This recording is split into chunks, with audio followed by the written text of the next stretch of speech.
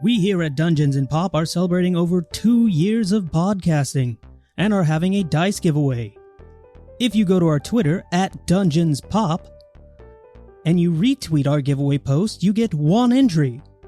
If you tag us in a tweet, replies don't count, telling your friends to listen, you get 2 entries. If you tell us your favorite Adventures with Attitude or Breaking Point character and why, you get 2 entries. Tag us so we'll see it. We will be picking at random the winner at the end of June.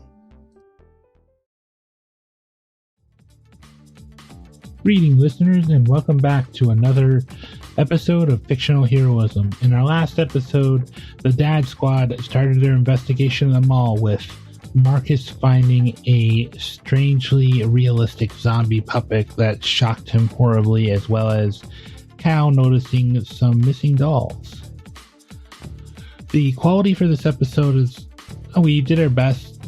This is the last session that we recorded about half a year ago, so it's going to be a little bit rough, but then the next 2 episodes are a little bit better, and then our last 2 episodes should be nice and great.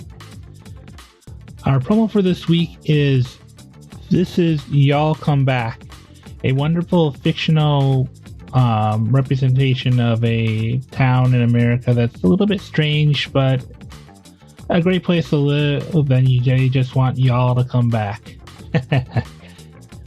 I hope you enjoy this promo.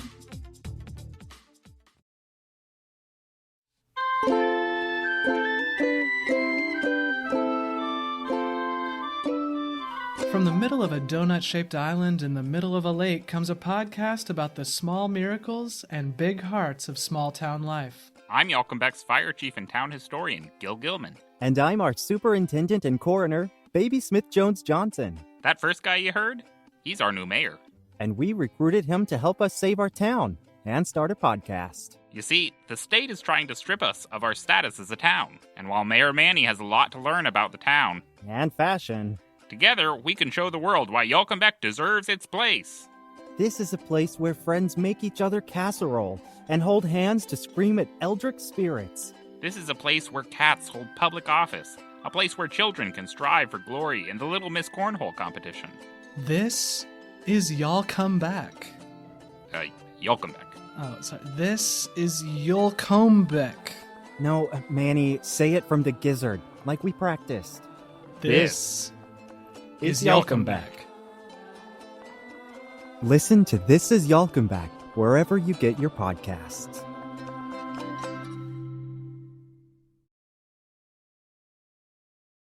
And now, on to the show.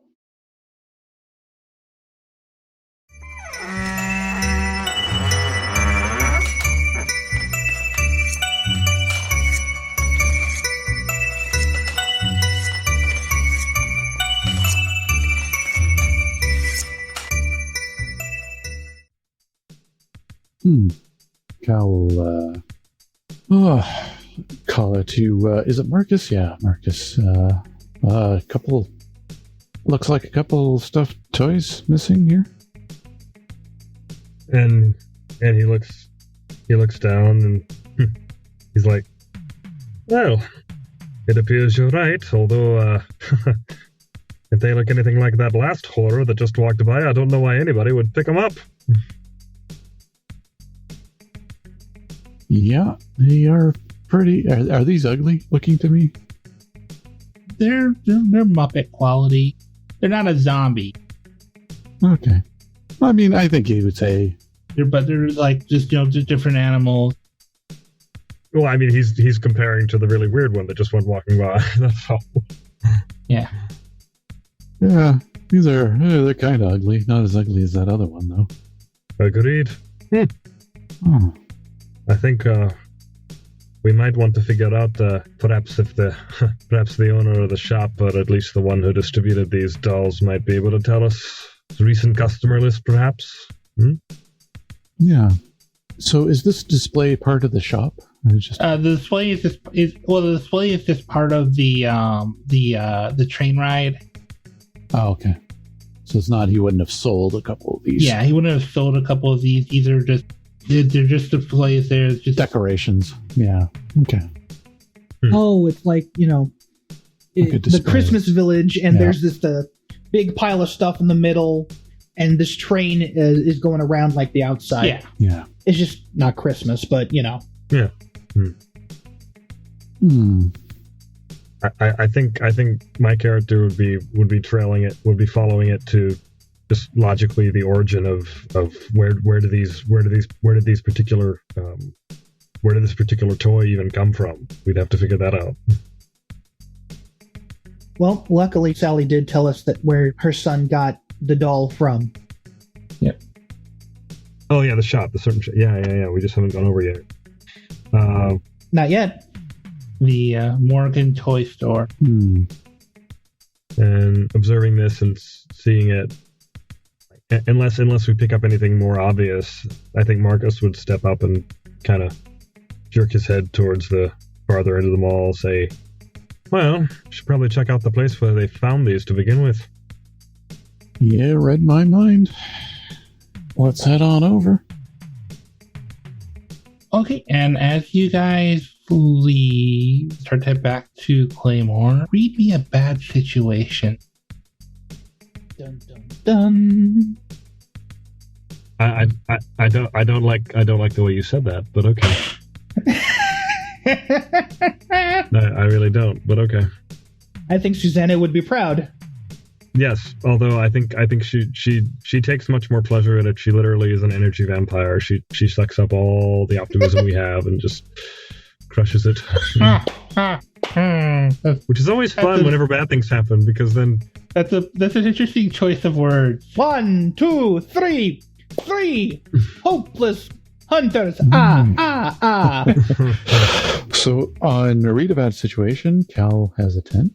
also a sharp, right? Hot damn. Also sharp. Okay.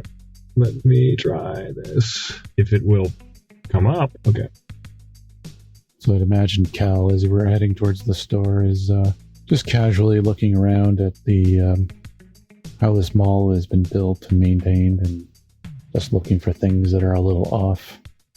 Noticing a bad insulation job on the one side, and I mean, at least it was a success this time.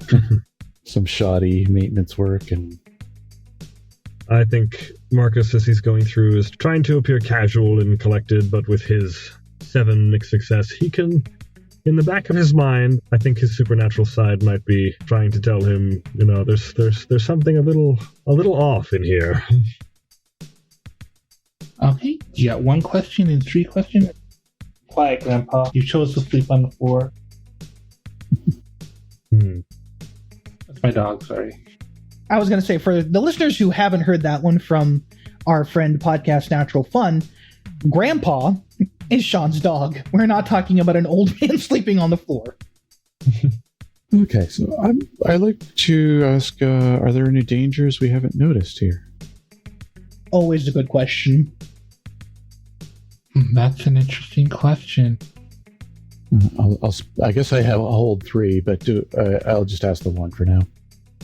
Cal, I would say one thing that sticks out to you that you wouldn't notice it if you weren't looking around and just observing.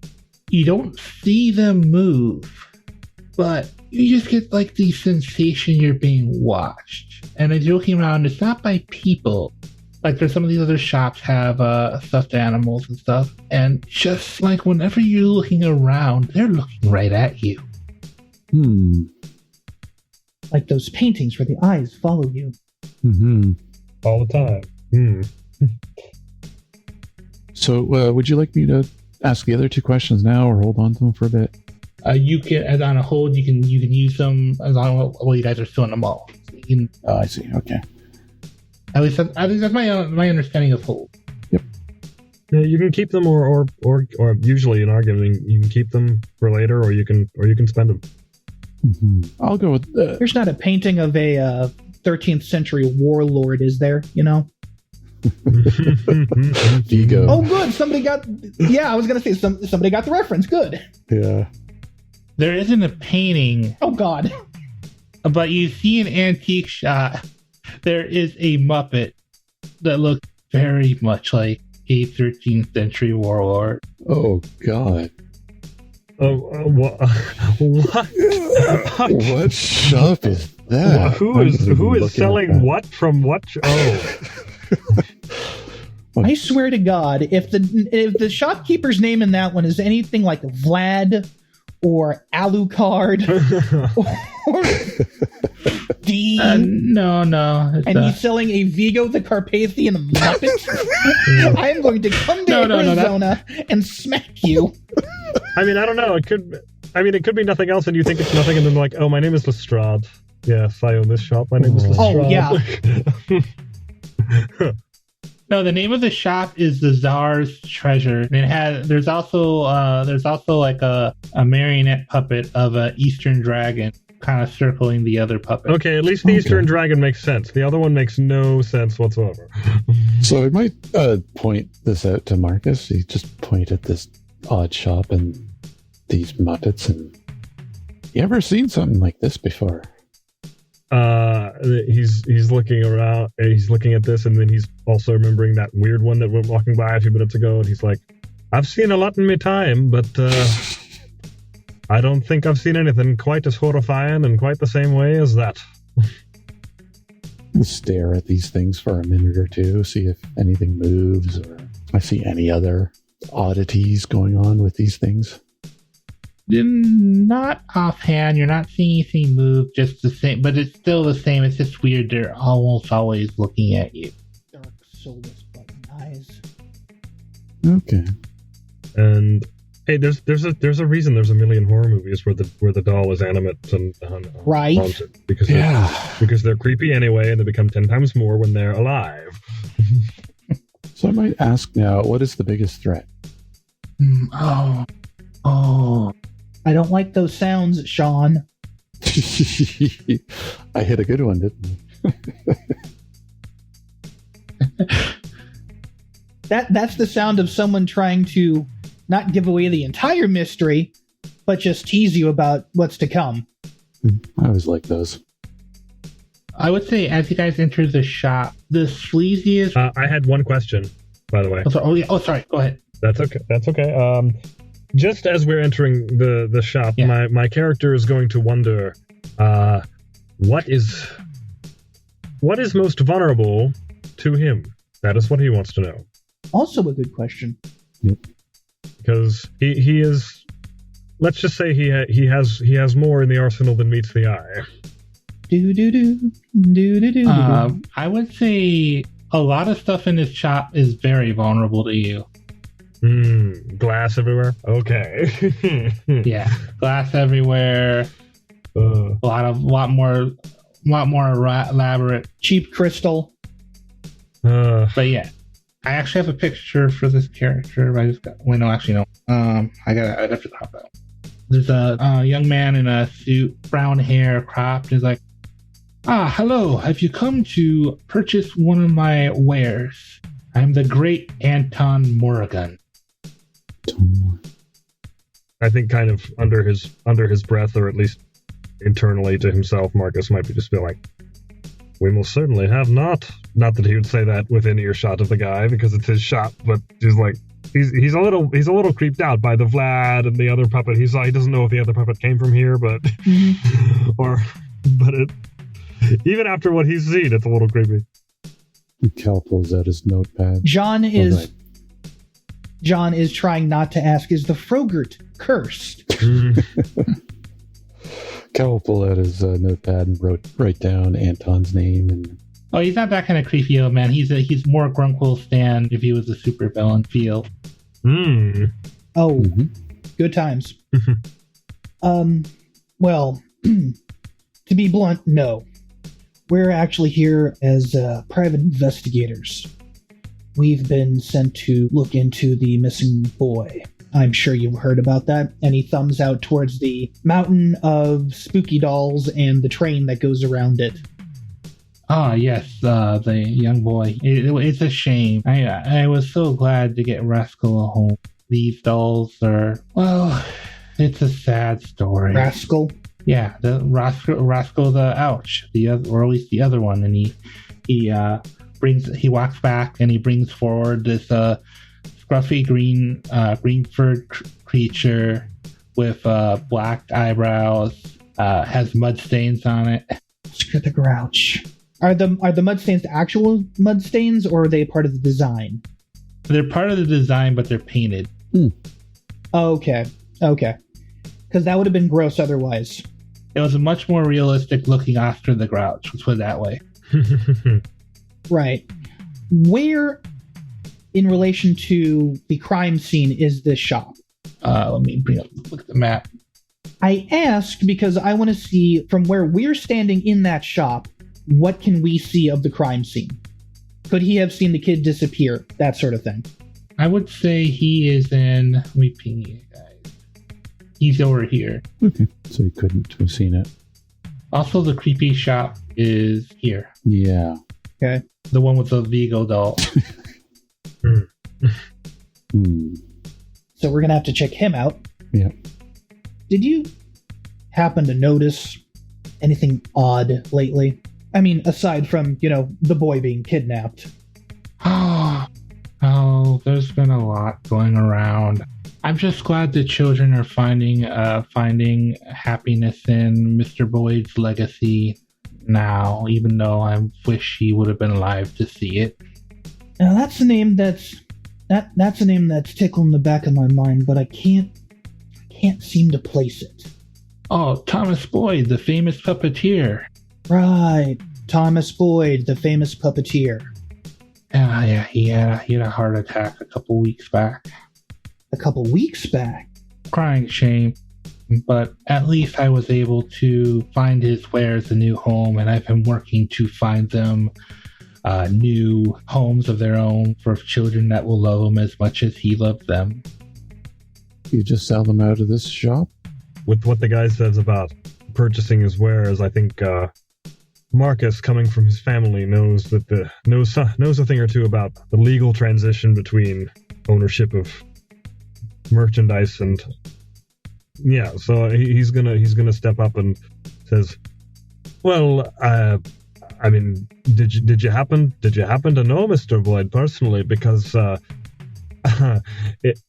unless you were listed as the recipient of his goods upon his death, that would be called stealing. Ah, yes. I was. We were actually going to go into business together.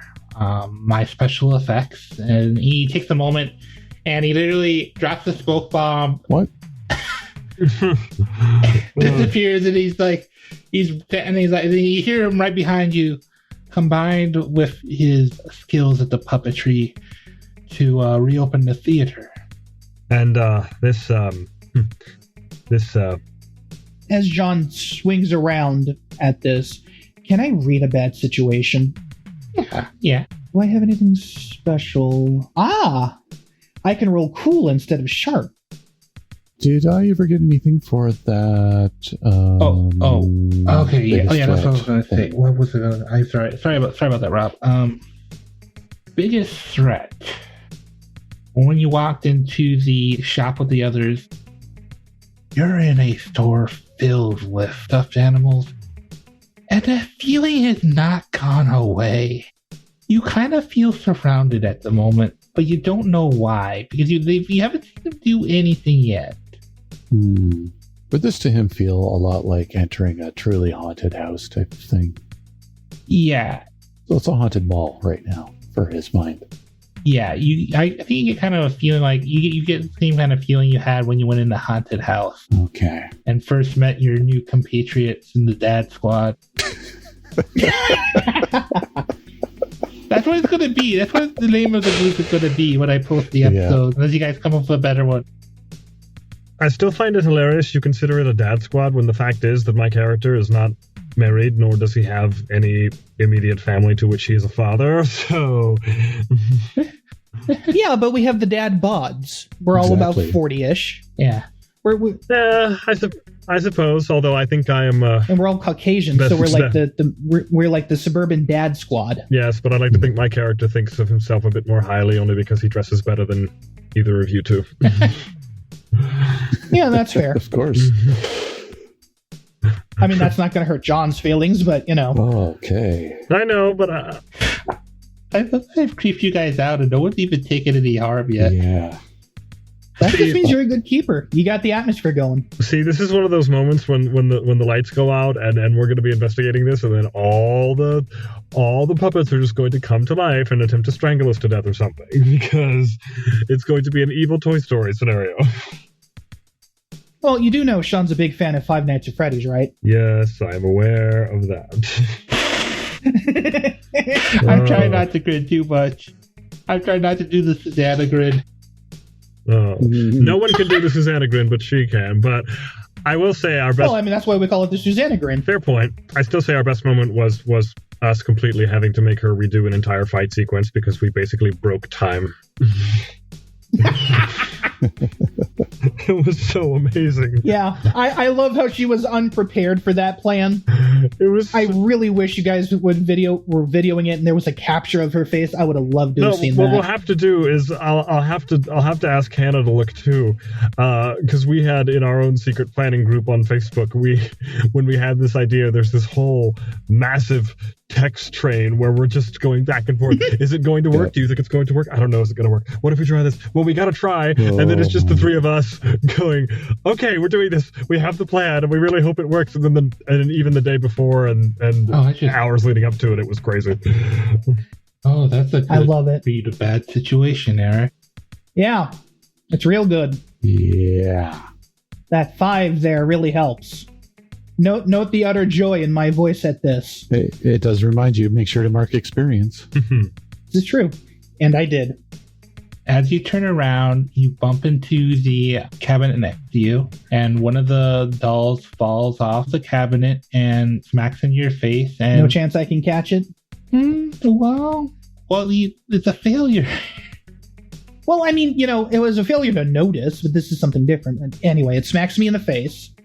Well, no, yeah. The failure is that you moved enough that you knocked this and you're distracted by it. Yeah, okay. And the doll kind of smacks you in the face and you take one harm. Heavy doll. Death by doll. Nice. And as you feel your face, it kind of hurts. There's like a small scratch. Ow. So does Cal see this scratch happen? Yeah, you guys see the scratch. It's just it's like a more realistic teddy bear. Like it has like a plastic claws, and that's where you got the scratch. And this is supposed to be a kid's toy, and it's got sharp claws? I swear, if you just infected me with stuffed animal-itis... This is going to be a Stitch Puck game, isn't it? Interesting. Oh. All right. Do I see this thing moving at all, or is it just like he caught it and it's just sitting there like a normal? It kind of like I would say roll me a sharp. Roll good. Sharp. 7. It makes success. Okay, it's kind of weird. It sort of moves, but you're not sure if it just moved or it's just from like the thing of it falling. But it's enough for like a floppy animal that you just think maybe it just fell. You think it might have moved, but you can't be sure. I think. Do either of you notice this? I'm just going to say it. Cal says, do either of you notice that these things seem to move a little bit? I think in the action of the doll falling from the cabinet, Marcus, who had been watching the shopkeeper, turns, kind of swings his head around, sees it on the floor, sees the scratch, and then he just silently sort of bends down and he just lifts the limp arm just to check that the claw is like actual felt and not something else. They're kind of they're like plastic, like the nose of the bear, but it doesn't seem entirely sharp. It just kind of hangs there and looks at you, and you hear a mechanic go inside. It goes, "I love you." Oh God. Yeah. Then I think he is going to drop it as fast as he can and stand up very quickly. Like, new? Because I mean, he is doing that as a result of the creep factor, not I'm afraid of this bear. He's just wondering why anybody would pay good money to purchase something that sounds like that. It's like, I've seen this movie. No, thank you. Did it spook you, Marcus? Oh man, I would like to think that there was at least one member of his family who might have been terribly into horror movies, and of course he's gained a new appreciation for things due to his own situation, but he was never a big fan. But he's just like, nope, I don't want this in my life. Cal will look down and look up and go, would that spook you? He looks and he's just like, well, I had real toys. I had real keepsakes when I was young, not whatever you might call that thing. Yeah. I call it a stuffed bear. As he stoops down to pick it up and hands it back to Anton. He doesn't want to be rude, of course. I mean, they did just come into his shop. He doesn't want to be a jerk to the shop owner. Oh, thank you. Sorry about knocking that over. Oh, no worries. Just Thomas Boyd was known for his realism. He liked to put his life into his creations.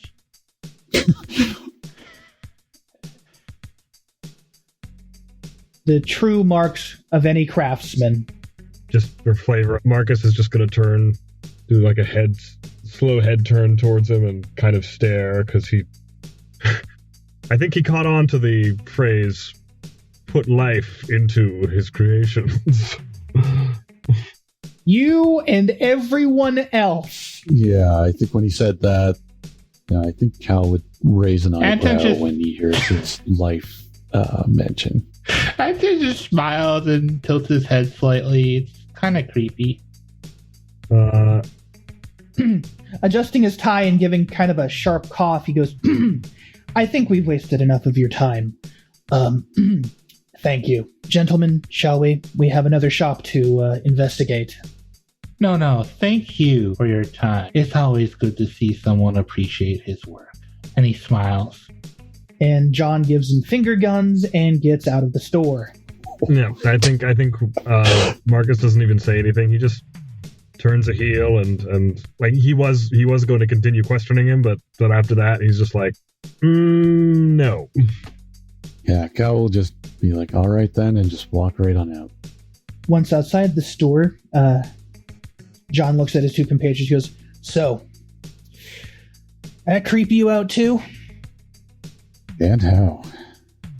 There's definitely something going on in there. Well, I don't like it. Maybe I'm just reading into it, but I don't like the way he said a couple of certain phrases. What about you guys? Well, is that gash on your face okay there? Is there a somewhat reflective surface that he can use to inspect it? Like a window or something? Yeah. You took quite a nasty cut there from that thing. This is and this is the one who was cut was the mundane, right? Mundane character or the other guy? Nope. John? Okay. That would be me. Okay. The professional. I only ask because that would influence what my character does. I think on after he's inspected this, he kind of Marcus sees this and kind of reaches into his suit pocket, pulls like a blue or red maybe handkerchief, hands it over to him. He says, "Yeah, might want to get that mopped up a bit." Is it bleeding that bad? And he checks. He dabs at it with the handkerchief, and he checks the semi-reflective surface. It seems to have scarred over a bit. There's some blood still trailing down. Roll me another sharp. That was a quick heal. Everyone or one person? Specifically John, because he's inspecting his wound. Okay. Oh boy. Really? It seems fine. You're going to get lots of experience. It just seems very fine. It seems fine. There's nothing wrong. It's just a scar. No, absolutely. Absolutely. You just got a cool scar from a teddy bear. Now you just have to invent a better story for how you got it. I got a scar from a bear. That's where it begins. That's where it begins. That's where it ends. I got a scar from a bear. Like a real bear. Let's check out the other shop. Maybe the creepy shop saw something. Although, yeah. He looks back to Anton's shop. That shop was kind of creepy too. Anton's just watching you. He waves. John just kind of waves back. It's like kind of. Are there any shops that aren't creepy here? Good question. When Cal looks around, are there any shops that are not creepy? There's a few. It's just you kind of get there's a number of clothes shops too. I think if you look around, like a normal hardware store here or something. Yeah, there's a normal hardware store, but I think something you do notice is kind of sticks out is it seems like there's a couple closed stores. There's still some open stores enough to keep the mall open. But one thing I think you do realize as you look around as you guys start heading back is if you pass a mall directory, Anton's shop and the shop you guys are going to check out are not on it yet. They look like they were new shops. Huh. Well, maybe we should ask one of these guys when they opened. I think we'll do that in this next one. As he nods to the Vigo Muppet store. I'll keep my eye very close on that Vigo doll as we go in. Could imagine Cal was a Ghostbusters fan and is kind of like, what in the hell's going on here? Like, why, no, and how? I think the scene is much the same as they enter. John's gonna take the lead. It's almost like he was a cop in another life. I do think as you enter and you're keeping an eye on it, you notice there's a sign on the bottom says rare one-of-a-kind creation of Thomas Boyd for the Halloween Spooktacular. Great. Oh, good. I think as they enter, is the sign like very large or smallish? Or it's very large. Like it's like it has a high price value. Okay, I think as you could probably buy. So it attracts our attention quite plainly. Yeah. Yeah. So I was gonna just say that. I mean that changes what I would say, but I think as they head towards it, I think Marcus would be the one to kind of out of the side of his mouth to the other two. He's like, "Oh, would you look at that? The same name in two shops, one of which is quite creepyish." Both of them are pretty creepy, if you ask me. Fair point, but only one of them has a possibly living, possibly not living bear creature of some sort or other. Oh, this is just what I need. As John rolls his eyes. If it moves, we kill it. If only. So what does the inside of this shop look like? Inside looks like it's got there's actually, you know what, strange thing is this one has a bunch of books. All right. You look closely, what kind of books are these? There's actually a couple books. What do I want to prove for this? I feel bad, I'm always saying investigate a mystery. I mean, we are, so... Well, I haven't done that yet myself, I don't think. Yeah, I will do say investigate a mystery. Yeah. Is that sharp? That's sharp. That is. Yeah. All right, I'll roll that. Oh, mixed success, a 9. 8. And I guess I have to look up the questions. I don't have them. I have them right here if you want me to just read them. Somebody has to roll good. I know it's not going to be me. All right. Sorry, I'm a little behind here. There we go. Okay. Basic moves. Okay, there we go. Investigating mystery. All right, sorry. No worries. Okay, I like, what is being concealed here? Oh, good one. Okay, so here's the interesting thing about this shop. As you're looking through the books, it's a lot of supernatural stuff and self-help books. Okay. Interesting mix. Like, bring out your best self. You can fight cancer. Cult and self-help. Okay. And then it's like books on tulpas and other, like things like Well, they're not quite supernatural and like oh, here's a book on how to raise puppets from the dead. It's more like someone like looking at spirituality, like tulpas, like books about how to how you can leave your mark. But this isn't the strange thing. The strange thing is, as you're looking through these books, you notice there's at least one book, like you looks like I got the person, whoever owned this, got it signed by the author, and it's like, thanks Thomas for the help. I hope you get back on your feet soon. I'll show this to the other two. This name look familiar to you? Well, Never common name, isn't it? True. perhaps, but with that sign at the entry, I would say Mr. Boyd was perhaps a bit more popular than some might think, or rather popular in a way that happens behind the cameras. I'm going to break the game. Oh boy. I'm going to take out my phone, and I'm going to Google Thomas Boyd. Okay. Let's see how bad I break the game by doing this. We'll basically get a confirmation of what I mentioned. He was a puppeteer well known for his ability to make realistic puppets. Yeah. But he tended to be more macabre than Jim Henson. That's fairly easy to do. You kind of get... Even at his creepiest, I don't think... Sorry.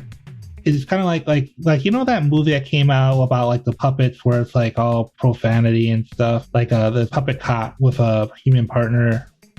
Oh, right. The something murders or whatever. Yeah. Like they made Avenue Q into a giant movie.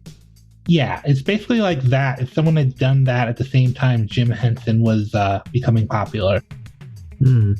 Ah. Yeah, or like Seven. Seven would be another one that's kind of like that, maybe. Interesting. Anything about his last days before he passed away? Maybe financial troubles, illnesses, something of the like? There's a few articles about where he had been talking about he was going to have a big reveal, something new. Reveal? Yeah. He mentioned something about the theater that like he had gotten a backer, and then a few days after that he died of a heart attack. Heart attack, huh? Yeah. He was under a lot of stress because he was popular back in the day, but then he kind of fell off the rails because of, Jim Henson appealing more. Any chance I might be able to deal with the agency to get a copy of Thomas Boyd's autopsy report? Yeah. Because dying of a heart attack is one thing, but there are several factors which could lead to the kind of heart attack. Was it a cholesterol thing? Did he die of fright? Maybe. Something like that. Yeah, all right. Roll a deal with the agency. Right? That is a... I had my movie reference wrong. It was 9, not 7. Oh, the Stitch Punk puppet thing? Yeah, Okay, that's what I was thinking. 9, yeah. Sharp. Hey, there we go. Speaking of 9, how appropriate. A mixed success. 7 to 9, things aren't so great. You might get chewed up by superiors. There'll be a fallout, but you get what you need for the job. I don't know what I might be getting chewed out for, but I was just reading what was in the playbook. All right, so let's role play that out. So who's your contact at the library? I'm thinking Would it happen to be Greta? It can be Greta. Okay. So are you doing this by video call? No, probably just a text message. Okay. He doesn't want to deal with that right now. Greta, for those curious, is a character from Sean's first fictional hero campaign. Yep. And she is the top agent, and she's also a 14-year-old girl, and she's been doing this for 60 years. Oh my, okay. Interesting. Yeah, this is one of those kinds of campaigns, folks. Yeah, because there's one thing. If you push the narrative too far, it's just going to reboot you. It's part of her pack history. So, fun times. I think you get a response This better be a part of the investigation, Claymore. No, it's some light evening reading. ... So she sent you a PDF of the autopsy report as she looks into it. It definitely looks like he started to have the heart failure due to stress, and then there were signs that it was not a fast heart attack. It was a slow one. They found him looking like he had tried to claw his way over to a phone to call 911 out of desperation. He texts back, "Thank you." And do we know where that happened? That he died at? Is it his workshop or something? It was at his apartment. Possible thing to check out. And an interesting thing happens as you're reading through this. The storm shutters close for the store, and the lights suddenly shut off. Yeah. Uh-oh. Okay, so the big metal gate just goes clunk. Yep. And the lights just went out. Oh, good. Oh, good. Oh, man. Oh, okay. Oh, wow. All right. Can I spend my remaining hold then? And what's the best way out? I think that'd be a good idea. Yeah. You kind of get, from looking at the gate and your knowledge as a home inspector, there's probably a back entrance to get out, but that also means going through this door in the dark. Okay. As the power seems to be out inside. I used to work in a mall, in fact. Yeah. So I know for a fact that there are employee-only entrances at the back of the store. Right. Because there's the part where everybody walks through, right? And of course, there's every store has, the stock room and any offices that might be there. So there's an entrance behind that leads into basically giant empty hallways where, the employees go and stuff can get, shipped down and everything. And Cal will pull out his flashlight that he, probably would have some pen flashlight or something like that, like a home inspector would. Okay. And every smartphone has a flashlight as well, so click. Yep. He's a more powerful one, though. The doll is gone. Both of them. The Vigo doll and the Chinese dragon? The Oriental dragon. Yep, they're missing from the stand. That's not good. That is very not good. That's not. I think not upon seeing this, but I mean, they can tell, I guess, that like ambient light from somewhere or not. What do you mean? I'm wondering if the dolls are missing, can the characters tell the dolls are missing? Oh yeah, that's what I'm saying is that he yeah. turned on the pen light and you immediately noticed. Oh, right. Yeah. Okay. Yeah. Then I think by reflex, you're gonna see Marcus. He bends down, kind of rolls up his blue trousers and pulls. He's got tied to his lower leg. He's got a sheath that he pulls a rather large knife. I get a 38. Mm-hmm. So I pull out my 38. It's like, no, I've seen this movie. No, thank you. I think I'll also pull out my handgun and just be ready there. Oh, there's one more thing. John? Yes? Your scarf feels itchy. Damn it. Oh man, that's not. Oh man. Okay, that's great. I had a feeling. Well, our Bat Squad sure seems to have gotten themselves in a pickle with no supervision in sight. How do you think they're going to get out of this one, fellas? Find out next week on Time to Face the Music, Part 3. Dungeons & Pop is a tabletop variety show. The campaign you are listening to is a ongoing one-shot reoccurring characters campaign using the Monster of the Week system.